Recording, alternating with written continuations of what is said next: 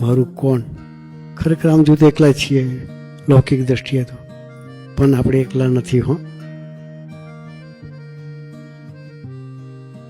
આપણી સાથે સ્વામીજી છે. જીવન પથ પર ભટક ન જાઉં,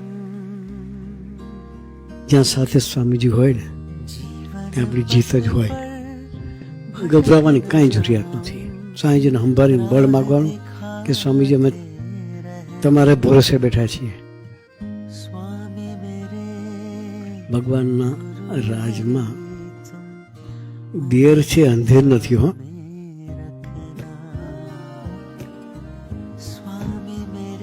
શું છે?